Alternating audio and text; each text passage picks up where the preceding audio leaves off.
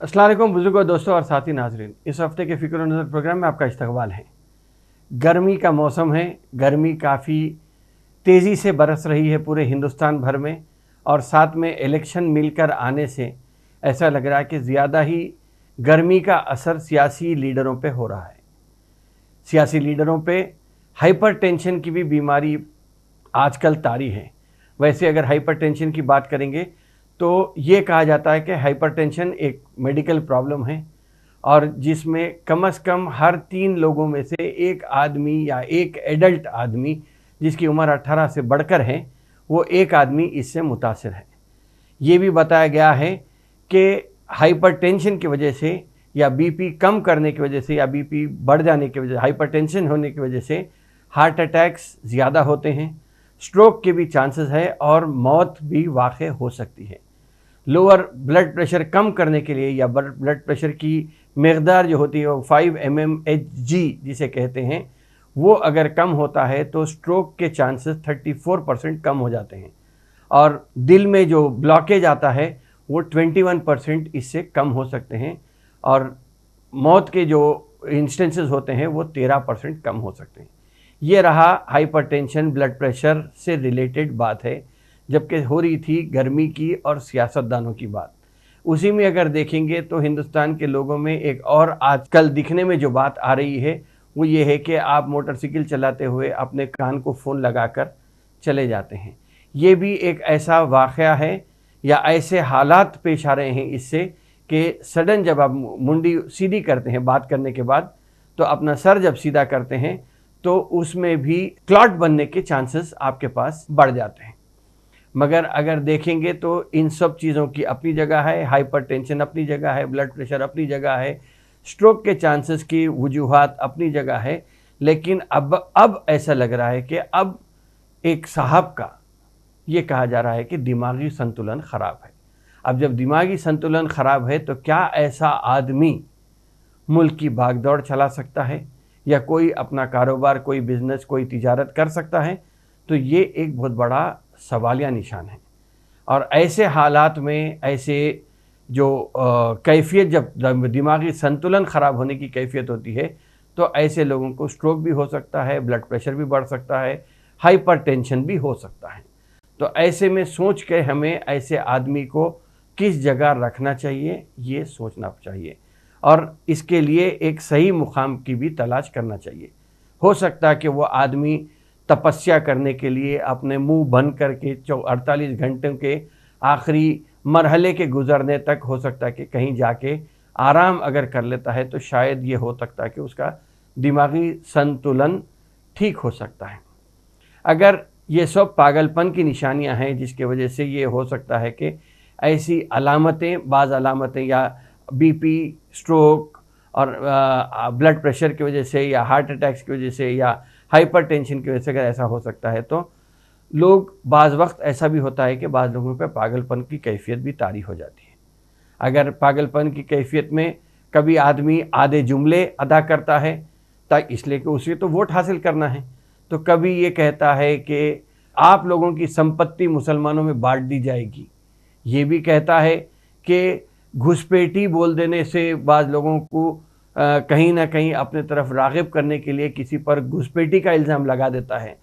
या ये भी हो सकता है कभी हिंदू माँ या बहन के गले से निकाल के मंगलसूत्र मुसलमानों के दे देने की बात को एक बात निकाल के ये भी बोल सकता है। अब ये ऐसे हालात हैं जिस पे जो चीज़ अब 1.5 महीने से गुज़रते आ रही है, लेकिन मुसलमान अपनी चुप्पी साधे रखा है।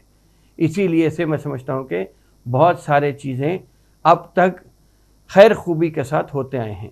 हालांकि उकसाने की कोशिश ये भी हुई कि मेरा घर तो मुसलमानों के घरों से घिरा हुआ था, बचपन में मैं मुहर्रम के जुलूस में शिरकत करता था, ये बात भी आई। मगर इन सब के बाद भी ज़बान अगर कड़वी निकलती है या जो अल्फाज निकलते हैं, अगर जो अल्फाज अदा किए जाते हैं उसमें अगर कड़वाई होती है तो फिर मैं समझता हूँ कि ये शायद पागलपन के तरफ की ही बात हो रही है। या ये कहा जाता है कि मैं बायोलॉजिकल नहीं हूँ, या मेरी दोस्ती की वजह से रमज़ान में एक मुल्क पे बम जो गिर रहे थे वो रुका दिया गया था, मेरे वजह से रुक गए थे। या ये कहेंगे कि भाई गांधी जी को कौन जानता था, गांधी जी यकीनन बापू का लक़ब उन्हें इस्तेमाल किया जाता है, उनको टाइटल दिया जाता है। गांधी जी डांडी मार्च किए थे, आज़ादी दिलाने में गांधी जी की बहुत ज़्यादा हिस्सेदारी रही है। लेकिन फिर भी ये कहते हैं कि फिल्म आने के बाद से ही लोगों को मालूम हुआ कि गांधी जी मोहनदास करमचंद गांधी कौन हैं या गांधी जी कौन हैं। उसके बाद लोगों ने उनके ऊपर पढ़ना शुरू किया। ये भी कहा जाता है कि मैं बायोलॉजिकल समझता था, मैं अपने आप को बायोलॉजिकल समझता था, फिर अब मैं समझता हूँ कि केवल भगवान ने मुझे भेजा है वोट लेने के लिए नहीं, काम करने के लिए। काम करने के लिए बात होती है। वैसे हिंदुस्तान में गर्मी की वजह से ये भी कहा जाता है कि गुज़िश्ता 10 दिनों में तकरीबन 24 से ज़्यादा लोगों की गुजरात में मौत हो गई। तो ये भी कहा जाता है कि धूप लग गई तो लोग कैसा कैसा की करने लगते हैं। सभी को मालूम है कि 4 जून का जो टेंशन सर पे चढ़ा है उससे दिमागी संतुलन क्या, लोगों के दिमाग भी, होश भी उड़े हुए हैं। वैसे तेलुगु रियासत के एक बहुत होनहार सपूत हैं जिनका नाम है परकाला प्रभाकर। सिर्फ उन्होंने एक बात कही कि 4 जून के बाद सिर्फ पीएम केयर्स फंड का जो घोटाला है उस पर अगर रोशनी डालेंगे तो ये कहा जाता है कि 60,000 करोड़ रुपए का घोटाला इसमें नज़र आएगा। अब ऐसे हालात में अगर किसी का दिमागी संतुलन ख़राब हो जाता है तो मैं समझता हूँ कि कोई भी वजह हो सकती है। 4 जून का टेंशन भी हो सकता है, गर्मी भी हो सकती है, हाइपरटेंशन भी हो सकता है, ब्लड प्रेशर भी हो सकता है। बहरहाल ऐसा लग रहा है कि कहीं ना कहीं एक चीज़ है कि जिसको लुभाने की एक कोशिश हो रही है, हर तरीक़े से वोट हासिल करने की कोशिश हो रही है। लोगों में आप कहीं पर भी बड़े बड़े महफ़िलों में चले जाइए, छोटी छोटी महफ़िलों में चले जाइए, बात यही हो रही है कि 4 जून के बाद क्या हो सकता है। सट्टा बाज़ार अपनी जगह पे उरूज पे है, सट्टा लाखों करोड़ों का सट्टा चल रहा है। स्टॉक मार्केट भी कभी ऊपर कभी नीचे गिरते चले जा रही है, उससे भी कोई अंदाज़ा लगाना मुश्किल है। 400 पार का नारा था, 400 पार के बाद आहिस्ता आहिस्ता ये चीज़ गिरते गिरते गिरते ऐसी हो गई कि अब तो हुकूमत तो आने वाली हमारी है। 400 से 272 पे आ गए हैं और अब बाज़ जगहों पे ये भी बात आ रही है कि 272 भी शायद हो सकता कि बीजेपी के एनडीए हलीफ जमातों के साथ भी अगर मिलाए तो शायद 272 को नहीं पहुंच सकते। बाज़ गोशों से ये बात भी कही जा रही है कि 200 के नीचे ही रहने वाली है बीजेपी। अगर 200 के नीचे रहेगी तो फिर किसको बुलाया जाएगा, कौन किसको मिल के साथ बना के गवर्नमेंट बनेगा, ये बात अलग हो जाएगी। ये बात ज़रूर है कि इंडिया अलायंस आज के फिल वक्त के मौक़िफ़ से ऐसा लग रहा है कि जिस तरीके की राय दही पहले से छठे मरहले तक हुई, उससे ऐसा लग रहा है कि इंडिया अलायंस को काफ़ी ज़्यादा अहमियत है। लेकिन दिल्ली में अगर किसी से दोस्त अहबाब से बात की जाए, चाहे वो सहाफ़ी रहो या कोई और पार्टी के रहो, तो उनसे बात करने पर यही पता चल रहा है कि बीजेपी की गवर्नमेंट आने वाली है, 280 लाएंगे और 310 के बीच में बीजेपी आएगी, जबकि 340 एनडीए को होंगे। लेकिन ये सब बातें ऐसा है कि जब एयर कंडीशन में बैठ के बात किए जाते हैं तो आप अपने खाम ख्याल को अपने हद तक ही रख सकते हैं, लेकिन ज़मीनी हक़ाइक़ कुछ और ही हवा दे रही हैं और दूसरी तरीके से चल रही है, शायद जिसका अंदाज़ा बड़े बड़े सहाफ़ी, दिल्ली में बैठने वाले सहाफ़ियों को नहीं है। अलबत्ता ये ज़रूर कहूँगा कि लैंग्वेज जर्नलिज़म के जो सहाफ़ी हैं, चाहे वो हिंदी हो, ओरिया हो, बंगाली हो, तेलुगु हो, उर्दू हो, कोई भी और ज़बान के सहाफ़ियों को इनको थोड़ा बहुत आहिस्ता आहिस्ता लगने चले जा रहा है।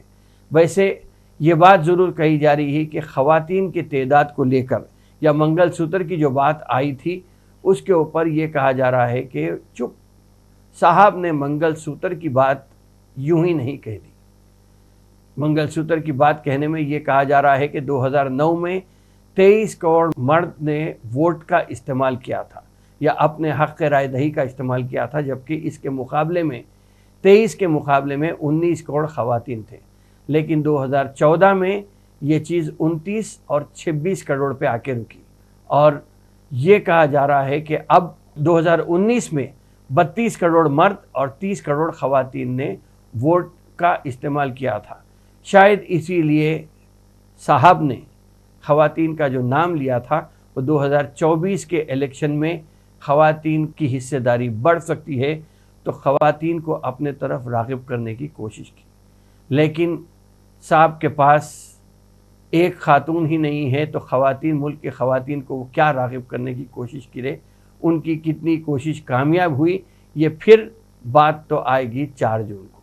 4 जून को कुर्सी मिलेगी या झोला लेके जाना पड़ेगा, ये बात 4 जून को ही इसका पूरा स्क्रीन प्ले जो है वो साफ़ हो जाएगा। झूठ बोलने वाला झूठ बोलता रह जाएगा और फ़कीर बाबा झोला ले जाने के लिए तैयार हो जाएंगे। शायद ऐसा ही कुछ चीज़ नज़र आ रही है। प्रोग्राम में आखिरी बात कह के अपनी बात को यहीं पे ख़त्म करूँगा कि 20 करोड़ मुसलमान हैं हिंदुस्तान भर में जो रहते बसते हैं।